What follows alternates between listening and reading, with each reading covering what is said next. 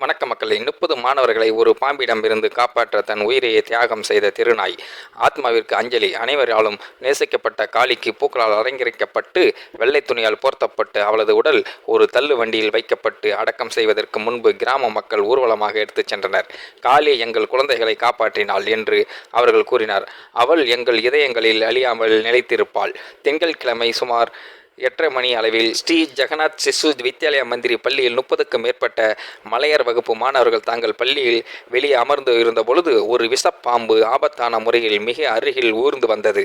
அந்த அச்சுறுத்தலை உணர்ந்த காளி ஒரு நொடி கூட தயங்காமல் உடனடியாக செயல்பட்டு பாம்பு குழந்தைகளுடன் நெருங்குவதற்கு முன்பே அது அதை வழிமறைத்து அதனுடன் ஒரு கடுமையான மற்றும் தீவிரமான போராட்டத்தில் ஈடுபட்டது.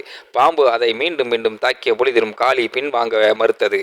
இறுதியில் அது அந்த பாம்பை கொன்று ஒவ்வொரு குழந்தை பாதுகாப்பாக இருப்பதை உறுதி செய்தது அந்த நாய். இந்த வீடியோ பார்க்கின்ற நீங்களும் இந்த வீடியோ பற்றின கருத்துக்களை கீழே உள்ள கமெண்ட் செக்ஷன்ல மறக்காம சொல்லுங்க.